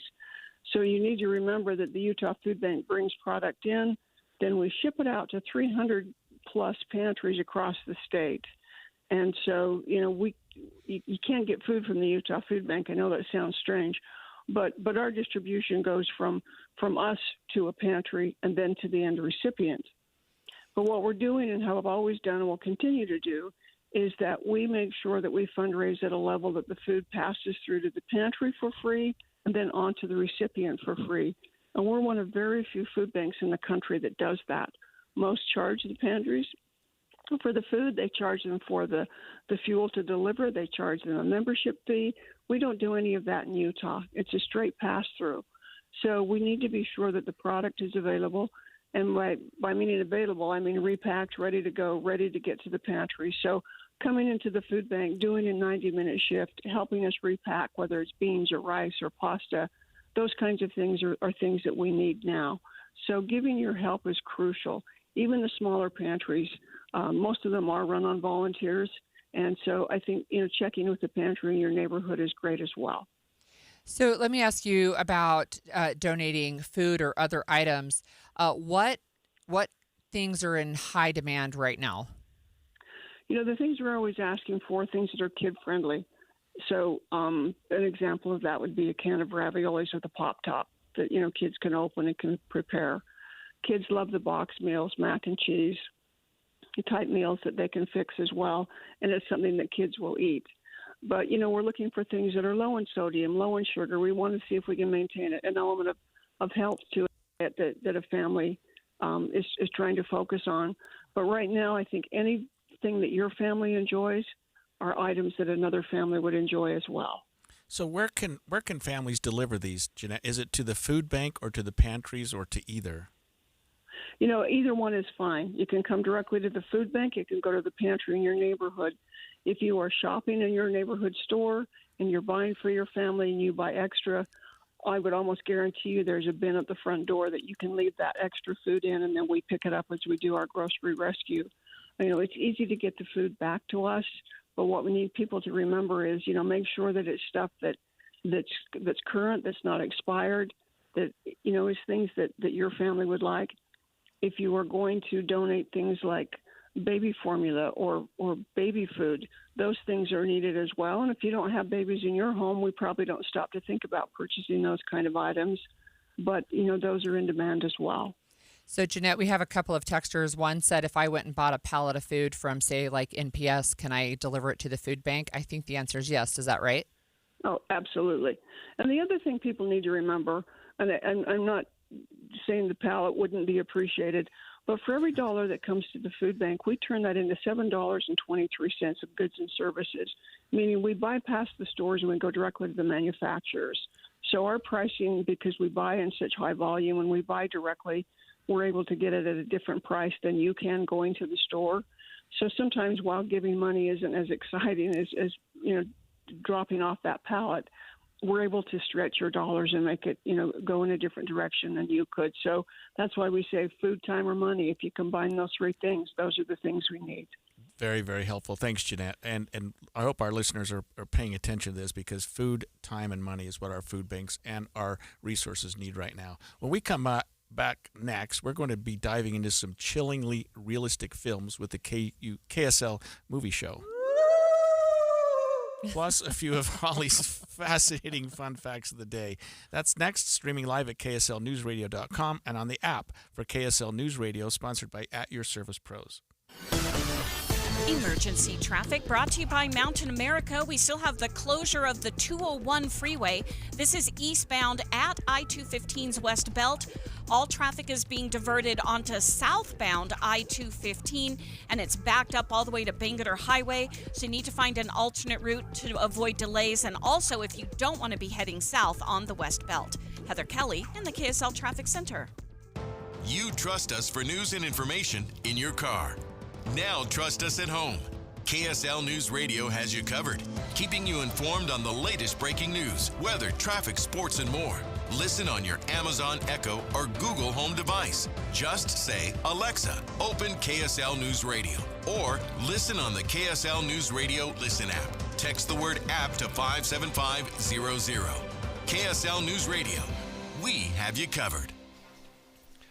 The movie show broadcasting live today from NPS. We're at the Salt Lake location, but they've got one in Davis County in Layton at 1150 North Main Street. They've got one in Orem for Utah County shoppers at 475 North State Street. We're at the Anchor Store at 1600 South Empire Road. And Igor, that was really cool to what we just heard in that last segment with Inside Sources. Yeah, unbelievable. Somebody volunteered to buy a whole pallet of food and take it to the food bank. And this is a great way to do that.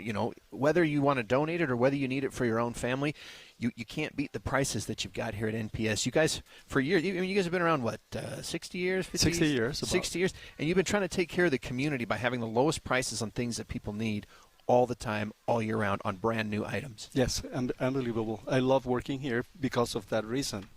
It's nice to provide this service to the community, helping save and save and save. Look at this. These are sponge cakes. These retail for $9.99 in any store. Look how delicious they are. Maybe you can give them for Halloween because there are 16 inside. A box of 16 sponge cakes. Yes, and they're $9.99 in any store. Today is only $4.99. That's an amazing deal. I see you've got some brand name cookies here. Yes, and those are the same thing. This retail for about $4.99 in the store. Our price is $2.99.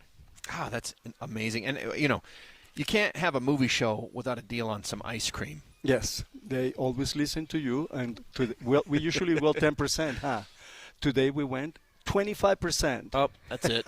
I just saw my wife cut through here. I'm sending her down the ice cream aisle. But you got some other things, too. We'll get to some of those during the movie show as we talk about things. But Igor, the potatoes. We've got to make sure people know about this deal on potatoes. Yes, $9.99 for 50 pounds of Baker delicious russet potatoes. Russet potatoes, 50 pounds. You heard that right. For $9.99. The pastries that you guys have, stuff that you pay $4.50 for one of them at the convenience store, you can get a box of 8 for $6. Yes. So great for a Halloween party, especially if you're doing a kid's Halloween party early. Come grab stuff at NPS. They've got deals, different deals at each store. So whether you're in Layton, whether you're in Orem, or whether you're here in Salt Lake City, you'll get awesome deals at NPS.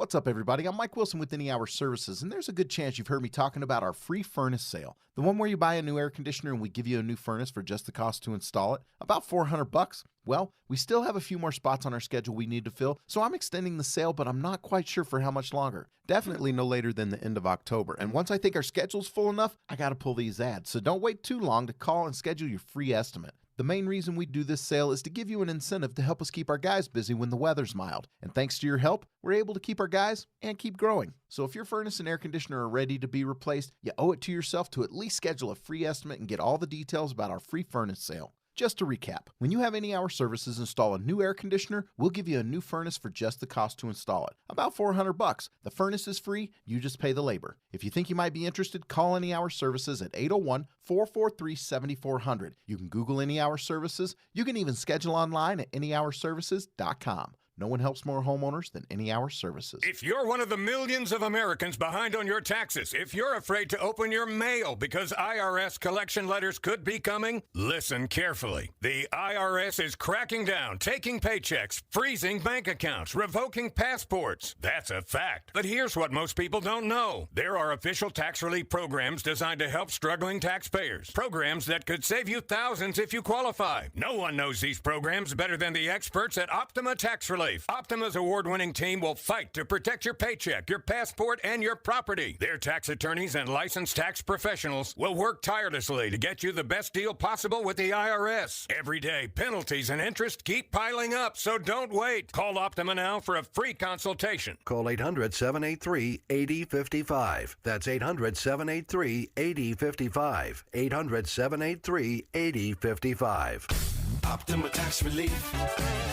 Some restrictions apply. For complete details, please visit OptimaTaxRelief.com. Inside Sources. Well, we've made it through another week on Inside Sources alongside Holly Richardson, but it's time to check in with the KSL Movie Show. But before we do that, we have a couple of fun facts of the day, and I think you'll have a hint as to what one of them is. My baloney has a first name. It's O-S-C-A-R. I never liked that song, but this should give us some idea of what the song of the day is. But I think this might give you a little better example.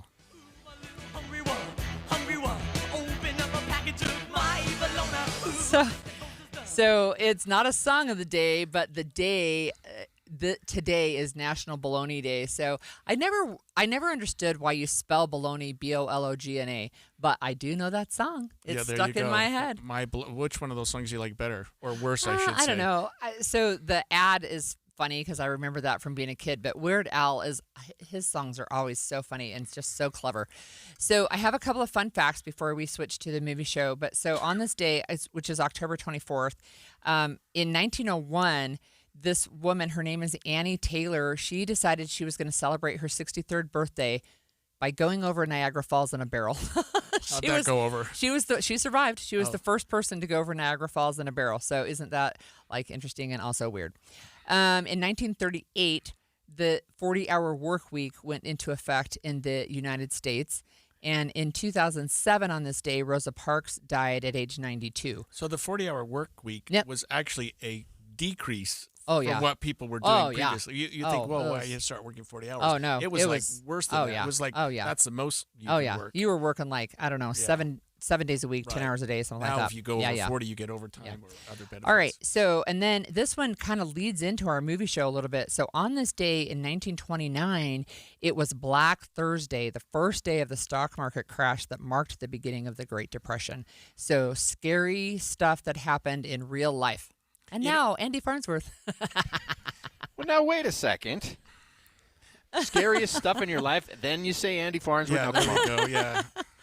I do got to ask a quick question, Holly, since you like Weird Al. Did you see Weird, the Al Yankovic story movie from a couple of years ago? One of the funniest things of that year. I did not see it, actually, but we have really enjoyed his stuff. Daniel Radcliffe played Weird Al. I mean, it was Harry Potter as Weird Al. It was awesome. I'll watch it. And that would be like Andy, because I never liked Weird Al, but I would probably like that. Yeah. I probably like the bio on him. So funny. Well, anyway, sorry, since you were talking about Weird Al, you were playing My Bologna. There's a hilarious scene in the movie where he comes up with the idea. But at any rate, okay. Sorry. No, it's good. It's good. I was just pointing out that the beginning of the Great Depression, that's something that's scary, but also happened in real life. So anyway. Oh, yes, and that's the reason. And we'll get to that in a sec because that is our movie question. What movie scared you because it could theoretically happen? Yeah, that's tearing me up already. But tell us what your big movie of the week is. All right. Well, our big movie of the week. So when we make these decisions, I feel like I got to preface these things. When we make these decisions, okay, we try to figure the one that we think is going to be maybe that's going to draw the biggest audience, or the one that people are most, thinking about, looking forward to. But then we have to balance it with things like, are they going to let us watch it before we have the movie show? And so we decided on a adaptation of a Colleen Hoover book.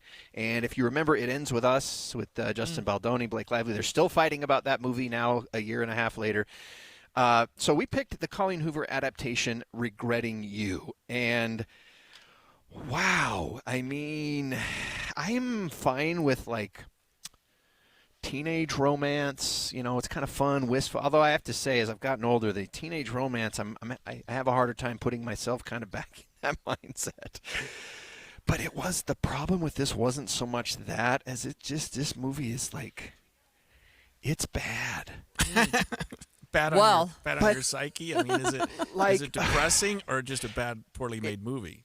Well, yes. The problem is I think maybe sometimes these movies frustrate me more because I see what they could be, or I see, this, or you hear the premise like, oh, that sounds interesting, and then you get there and you're like, what even is this? And this is what you get. Okay, I'm going to give away a little bit, okay? One of the key points of the movie is you've got Allison Williams, who plays this mom who got pregnant with her daughter when she was 18. Now her daughter is 16, turning 17. She married the guy. She married the girl's dad. The girl is played by McKenna Grace, who I really like. And, her husband dies in a car crash. And so, dealing with the aftermath of all of that, puts the strain on the mother-daughter bond. That's ostensibly what the movie's about. Right. But it's kind of not. See, what you've also got is you got the daughter's perspective on all this. You got the mother's perspective on all this. Of course, they don't talk to each other to clear anything up. Aunt, turns out, died in the same car crash as the dad. And this was the mom's little sister that she raised before then she raised her own daughter. And the aunt is the daughter's, bestie pal. Well, I'm trying to. I don't want to. I don't want to be mean because I'm a nice guy, but the dialogue is bad. I was groaning audibly during the movie. I was making comments. One point, a plot happened. I was like, "Stop it!" Loudly, "Stop it!" And I was like, I feel like I need to wear a rain jacket because of all the melodrama that's spilling off the screen onto me. Oh gosh! All right. Well, I will not go watch that one. My teen daughter will love it. Yeah, there you go. Oh, and we'll go into it more. Rachel will join me here on the show when we get it started. But I wanted it to be good because I like McKenna Grace. I have thoughts. They're not all good. I was laughing, and I don't think I was supposed to be laughing. I was cringing. It might be one that it's fun where you take people just to laugh at it. Wow. So does the movie of the week have something to do with the question of the week? No. Okay. So okay. No. I was wondering where we're going here. It scared you because it could theoretically happen. That's what I mean. I guess your sister could be having an affair with your husband, and they both die in the same crash, and you can't tell your teenage daughter about it. Oh my gosh. Yeah. But okay. no, actually, that's because our big streaming movie of the week was going to be A House of Dynamite, which is on Netflix. And that is one where a nuclear missile is launched at the U.S., and you're in the Situation Room as they deal with the missile as it's coming toward them. Because unlike a bomb that goes off in a city unexpectedly, they know it's coming. Right. And now what do you do? And so it got me thinking. Do you remember The Morning After back in the early 80s? Yep. Where people were freaked out. And I thought, what is a movie? And maybe people will list The Morning After. What's a movie that scared you because it could theoretically happen? Yeah, that actually was one, but Contagion is the one that I chose. Oh, okay. Which direction? On day one, there were 2 people, and then 4, and then 6. So in 3 months. When the pandemic started in 2020 and nobody thought it was going to last very long, at least I didn't, I watched a bunch of movies like that. So I watched Contagion, I watched World War Z, and I'm like, oh yeah, ha ha. But now it's like, oh, okay, never mind. Maybe it is scary. Well, and it'll be interesting to see how you interpret this, because you can interpret this however you want. It doesn't necessarily have to be a literal thing. What about you, Greg? Well, I had one, but it's too personal, so I'm shifting gears. I was thinking of The Judge, because the relationship between father and son on that, I thought, I hope I never get to that point. Anyway, I'm shifting. But no, that you just proved my point. Yeah. How do you interpret the question? I'm okay with any interpretation. That's what I thought, because I thought it was like a scary movie. But no, what scared me, and that movie ended with the father, and he was never quite approving of his son, and it hit home with me. It hit home, so I'll stay with that movie because I'll instead of going to my other one. But you never feel like you're living up to the expectation of your parents, and that's what that movie scared me most about. I love it. It'll be interesting to see our listeners' interpretation of the question. And plus, maybe it'll make me remind some things that scared the heck out of me that I forgot. There we go. Well, we'll turn things over to the KSL Movie Show now. And make sure you stick with KSL News Radio as we preview the BYU game tomorrow night against Iowa State. Listen to Cougar Tracks tonight at 6:30. Then on Saturday, special extended pregame coverage airs from 10 to 11:30 a.m., sponsored by the New Millennium Group. This is KSL News Radio, Utah's news, traffic, and weather station. 11 o'clock at KSL News Radio, I'm Alexandria Bonilla. KSL's top story this hour, the Utah County Commission is asking UTA to fund a pair of projects left off their 2026 budget. We get details from KSL News Radio's Don Brinkerhoff. When UTA's 2026 budget was released, it included projects in Salt Lake, Davis, and Weber counties, but no projects in Utah County. The Daily Herald reports that's why the County Commission is sending UTA a letter asking them to redo the budget and include the on-demand service around Thanksgiving Point and the fixed-route bus service into Eagle Mountain City Center that was promised. Utah County Commissioner Skylar Beltran says transportation is the county's #1 issue. And UDOT is anticipating some delays on westbound US 6 this weekend because of fall break and it being the final weekend of deer hunting season. The department is warning drivers to plan for delays up to 60 minutes or more.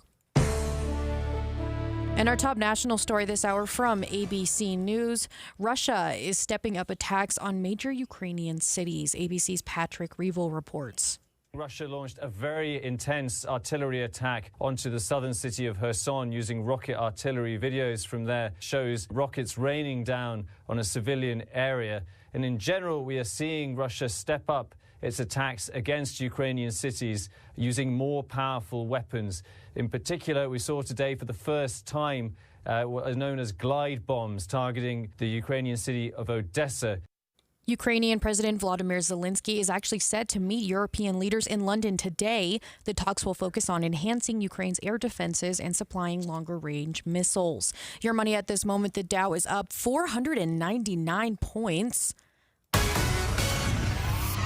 Coming up, it looks like it'll be a sunny weekend mostly. KSL weather's next. KSL News Time 11:02. A reminder about the simplest way to get updated for your day. Hit your KSL preset when you jump in the car, and we'll take care of the rest. Hear key news updates and traffic reports. Andy and Amanda from 5 to 9 in your car. KSL News Radio at 102.7 FM. Hi, this is Doug Ryden. For years, I've been telling you about products I truly believe in and that we use in our home. And one is Kinetico. We all know the downsides of hard water, tough on home appliances, frustrating spots on shower doors, but it also affects your personality. When you shower, does the water feel invigorating? Hard water can leave your skin feeling sticky and itchy. A Kinetico soft water system changes everything. It's like having a luxurious spa experience when you shower, making your daily routine something you look forward to. Kinetico, it's a difference you can feel. Their patented system uses far less salt than competitors, and they're exclusively focused on water softeners. They're the experts in their field, and they'll show you the difference for free with no obligation to buy. Call Connecticut Quality Water Systems of Salt Lake, an authorized independent dealer, at 801-576-8600, or check them out online at softwaterutah.com. Start enjoying your water. Spoil yourself every day. This is a special alert to all Americans who